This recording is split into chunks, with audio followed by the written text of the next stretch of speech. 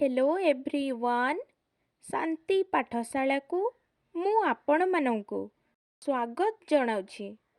आजिकार एक नूतन वीडियो रे आमे आलोचना करिबा एक सुंदर विषय वस्तु दैनंदिन जीवन रे विज्ञानर भूमिका।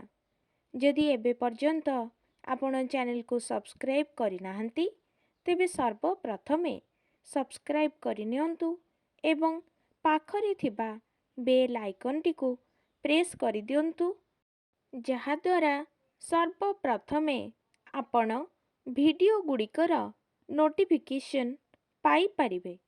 तेबे चलंतु आरंभ करिबा। वर्तमान विज्ञानर युग।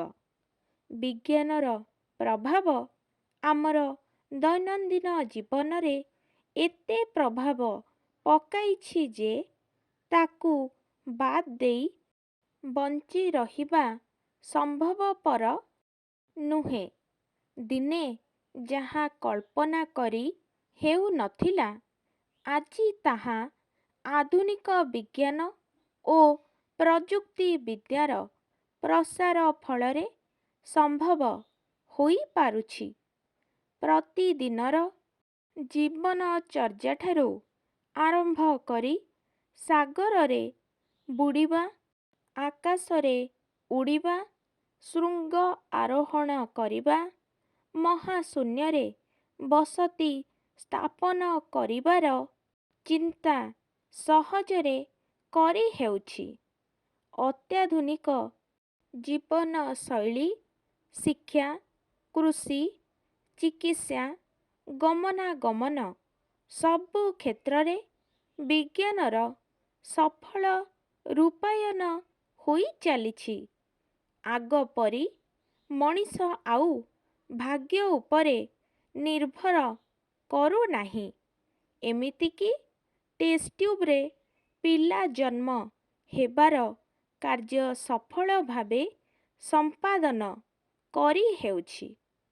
दैनंदिन जीवन निर्वाह रे जल, वायु, रंधन क्रिया, आलोकर आवश्यकता विज्ञानर सहायता रे ही खूब सुरुखुरु रे चाली पारुछि। शिक्षा क्षेत्र रे विज्ञानर अवदान अनस्वीकार्य। Internet, computer, radio, TV, tape recorder माध्यम रे शिक्षादान करा जाउछि। एमिति कि खूब बड़ बड़ बही, वक्तव्य, पांडुलिपि, सरकारी दफ्तर समस्त फाइल, कार्यालयर समस्त विवरणी को कंप्यूटर माध्यम रे कैसेट करी बहु दिन को साइती रखी हेउछि। सेमिति कृषि क्षेत्र रे कृषक मध्य आग भली एते परिश्रम बा केवल वर्षा जल, हल लंगल उपरे निर्भर करी हंतसंत हेउ नाही। माटी चाष पाई ट्रैक्टर, धान अमल यंत्र, फसल रे जलसेचन पाई पानी पंप, शस्य संरक्षण पाई शस्यागार, उन्नत बिहन, सार, कीटनाशक औषध उद्भावन करी कृषिर अग्रगति दिगरे साहाय्य करुछि। चिकित्सा क्षेत्र रे विज्ञानर आवश्यकता को बहुल भावे उपलब्धि करी हुए।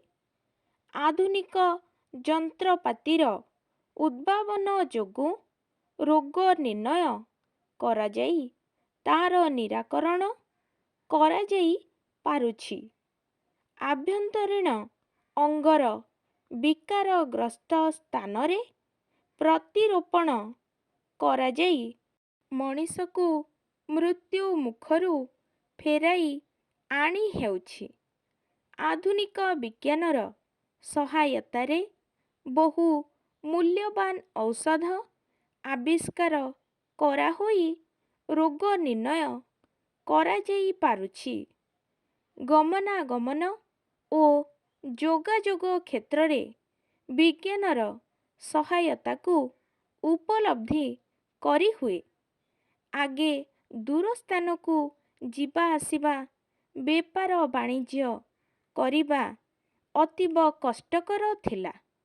ମାତ୍ର ଏବେ ବିଜ୍ଞାନ ଓ ପ୍ରଯୁକ୍ତି ବିଦ୍ୟାର ପ୍ରସାର ଯୋଗୁଁ ଜଳ, ସ୍ଥଳ, ଅନ୍ତରିକ୍ଷ ପଥରେ ମଧ୍ୟ ସୁବିଧାରେ ଯାତାୟାତ କରି ହେଉଛି। ସେମିତି ଯୋଗାଯୋଗ କ୍ଷେତ୍ରରେ ଟେଲିଫୋନ, ଟେଲିଗ୍ରାମ, ଇମେଲ, ଇଣ୍ଟରନେଟ ଓ ମୋବାଇଲ ସୁବିଧା ଯୋଗୁଁ ଅଳ୍ପ କ୍ଷଣରେ ବହୁ ଦୂରସ୍ଥାନ ବ୍ୟକ୍ତି ବା ସଂସ୍ଥା ସହ ଯୋଗାଯୋଗ କରି ହେଉଛି। ତେଣୁ ବିଜ୍ଞାନ ବର୍ତ୍ତମାନ ଆମ ଜୀବନ ସହିତ ଓତପ୍ରୋତ ଭାବେ ଜଡ଼ିତ। ବିଜ୍ଞାନକୁ ବାଦ ଦେଇ ଏବେ ମଣିଷର ଜୀବନକୁ କଳ୍ପନା କରାଯାଇ ପାରୁନାହିଁ। ଘରେ ଗୃହକର୍ମଠାରୁ ଆରମ୍ଭ କରି ବାହାର ପର୍ଯ୍ୟନ୍ତ ଯେତେ ସବୁ କାର୍ଯ୍ୟ ସମ୍ପାଦନ ହେଉଛି, ପ୍ରତ୍ୟେକ କ୍ଷେତ୍ରରେ ବିଜ୍ଞାନର ଚମତ୍କାରିତା ରହିଛି। ଆଜିର ବିଜ୍ଞାନ ମାନବ ସମାଜ ପାଇଁ ଏକ ଆଶୀର୍ବାଦ ସ୍ୱରୂପ। ବ୍ୟସ୍ତ ଜୀବନ ଭିତରେ କିଛି ସମୟ ମଧ୍ୟରେ ଅନେକ ଗୁଡ଼ିଏ କାର୍ଯ୍ୟ ସୁରୁଖୁରୁରେ ଓ ଅଳ୍ପ ଶ୍ରମରେ ହୋଇପାରୁଛି।